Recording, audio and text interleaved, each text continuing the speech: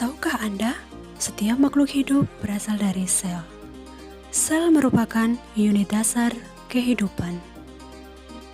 Dan setiap organel sel memiliki fungsi masing-masing. Simak penjelasan berikut ini.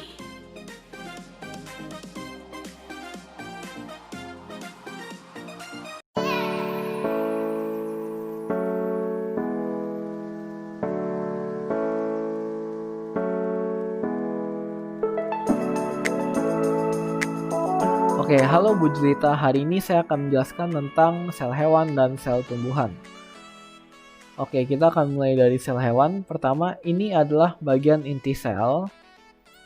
Nah, inti sel ini terdapat 4 bagian lagi di dalamnya, yaitu yang pertama adalah nukleolus. Nukleolus ini adalah anak dari inti sel yang berfungsi untuk mensintesis RNA yang dilakukan oleh enzim RNA polimerase.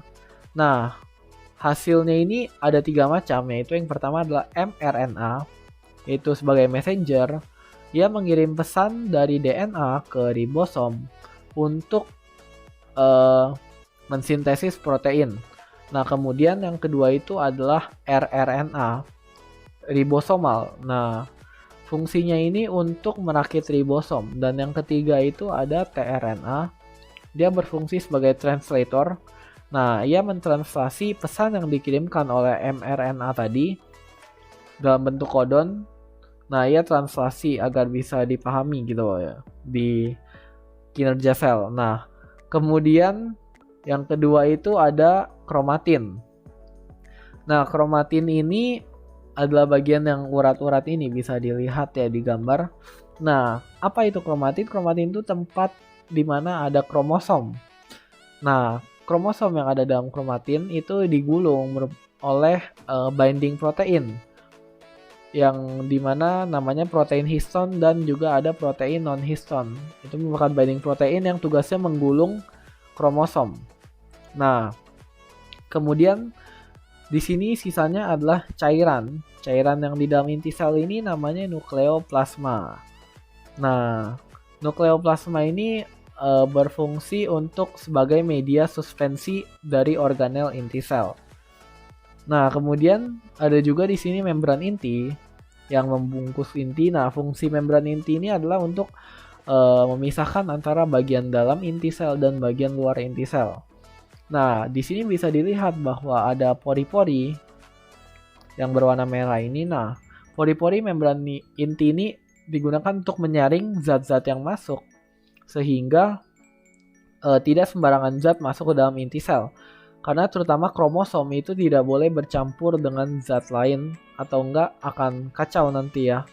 Nah, kemudian kita akan mulai beranjak ke luar inti sel, di mana ini adalah bagian sitoplasma. Nah, di bagian sitoplasma kita akan mulai dengan yang bagian biru ini yang sangat dekat dengan inti sel. Nah, apa namanya? Ini namanya retikulum endoplasma. Nah, retikulum endoplasma ini berfungsi untuk menghubungkan ribosom, inti sel, dan badan Golgi.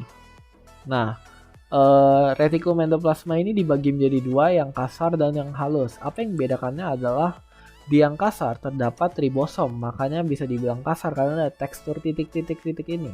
Titik-titik ini adalah ribosom. Nah, sebelum ke ribosom kita akan bahas tentang retikulum endoplasma yang halus, di mana tidak terdapat ribosom. Nah, maka apa tugas dari yang halus ini adalah untuk mensintesis lemak dan juga untuk detoksifikasi racun. Nah, kemudian kita akan beralih ke ribosom, di mana ribosom ini tugasnya adalah untuk mensintesis protein. Oke, kemudian ada di sini sitoskeleton. Sitoskeleton ini berfungsi untuk memberi bentuk pada sel dan juga untuk melakukan pergerakan dan perpindahan organel-organel sel. Nah, sitoskeleton ini dibagi menjadi 3. Yang pertama adalah mikrotubulus, dan yang kedua adalah mikrofilamen, dan yang ketiga adalah filamen intermediate. Oke. Yang mikrotubulus ini fungsinya untuk mempertahankan bentuk sel. Kemudian yang kedua itu mikrofilamen. Nah, mikrofilamen ini tugasnya untuk merubah bentuk sel. Dan yang ketiga itu adalah filamen intermediate untuk menghubungkan antara nukleus dengan bagian luar inti sel. Oke. Kemudian kita akan melanjutkan ke mitokondria. Mitokondria ini yang berbentuk seperti ulet ini berwarna merah.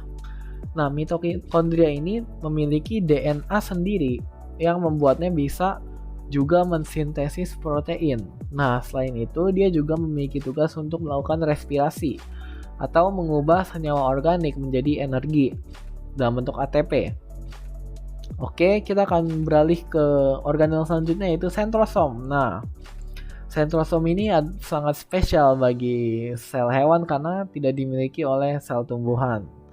Nah, sentrosom ini bisa dilihat di sini ya. Dia itu berbentuk seperti ini. Nah, ini adalah seperti dua keping, ini adalah sentriol. Nah, sentrosom itu terdiri dari dua sentriol yang berfungsi untuk melakukan pembelahan sel. Oke, kemudian ada peroksisom di sini. Peroksisom ini bertugas untuk mengubah H2O2 toksik yang dihasilkan oleh mitokondria dari hasil respirasi menjadi oksigen dan air. Nah, kemudian di sini ada protoplasma atau sitosol. Nah, protoplasma atau sitosol ini merupakan seluruh cairan yang terdapat di sitoplasma. Nah, fungsinya apa? Fungsinya bisa dibilang dia tidak memiliki fungsi spesifik, tapi tugasnya bisa dibilang banyak sekali. Salah satunya adalah transduksi sinyal, di mana ia membantu mengirimkan sinyal-sinyal yang dikirimkan oleh molekul pembawa.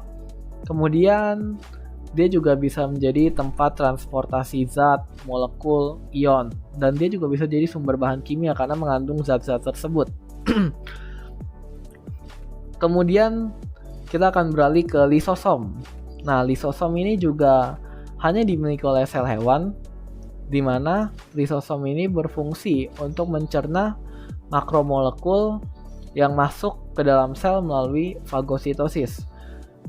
Berarti padatan-padatan atau molekul yang bisa dibilang besar ya. Nah, kemudian di sini ada vesikel atau vakuola yang berfungsi untuk cadangan makanan. Namun vakuola di sel hewan ini bisa terbilang sangat kecil sehingga kadang itu dianggap sel hewan itu sebenarnya tidak memiliki vakuola.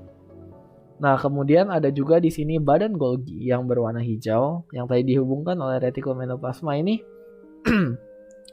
Badan Golgi ini berfungsi untuk memodifikasi protein yang tadinya sudah disintesis oleh ribosom. Nah, ini dihubungkan oleh retikulum endoplasma tadi ya. Nah, dia akan modifikasinya menjadi enzim ataupun hormon atau protein struktural atau bahkan organel baru. Itu dilakukan oleh badan Golgi. Nah, kemudian kita sudah sampai ke lapisan terluarnya yaitu membran plasma. Nah, membran plasma ini tentunya berfungsi untuk membatasi bagian dalam dan luar dari sel tersebut.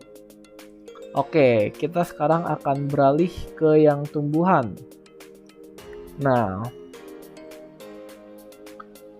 pertama kita mulai lagi dari inti. Semuanya masih sama ya di tumbuhan, membran inti untuk menyaring zat-zat yang masuk, kromatin yang mengandung kromosom tadi, nukleus yang merupakan anak inti sel untuk mensintesis RNA, kemudian nukleoplasma cairan di dalam inti sel. Ini juga masih sama retikulum endoplasmanya. Kemudian di sini adalah vakuola kecil dari sel tumbuhan dan di sini badan Golginya. Nah, di sini adalah bagian besar ini yang bentuknya seperti bumerang. Ini adalah bagian yang tidak dimiliki oleh sel hewan, yaitu bernama vakuola. Nah, apa sebenarnya vakuola ini? Adalah tempat untuk menyimpan makanan di sel tumbuhan. Nah, kemudian juga ini masih ada cairan ini yang menggenang. Ini adalah sitosol seperti tadi. Kemudian di sini, ini juga bagian yang tidak dimiliki oleh sel hewan, yaitu plastida. Nah, plastida ini berfungsi untuk memasak makanan pada sel tumbuhan. Jadi istilahnya plastida ini dapur pada sel tumbuhan. Nah, salah satu macam plastida adalah kloroplas yang tugasnya untuk melakukan fotosintesis.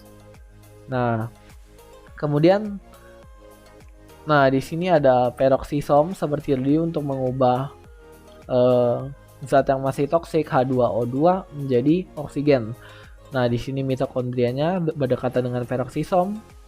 Kemudian kita mulai melihat ke lapisan luar. Nah, di sini masih ada membran plasma. Kemudian di luar membran plasma ini yang membedakan antara sel hewan dan sel tumbuhan, yaitu pada sel tumbuhan terdapat dinding sel. Nah, dinding sel ini tentunya berfungsi untuk melindungi bagian dalam selnya dan juga dia memberi bentuk pada sel tumbuhan. Nah, karena adanya dinding sel ini, maka ada beberapa fitur-fitur baru yang dimiliki oleh sel tumbuhan, seperti lamela. Lamela ini adalah sebagai perekat, bisa dilihat dari bentuknya ya. Nah, ini perekat ini berfungsi untuk akhirnya membentuk jaringan tumbuhan yang terdiri dari zat kitin. Nah, kemudian di sini kita melihat juga ada plasmodesmata.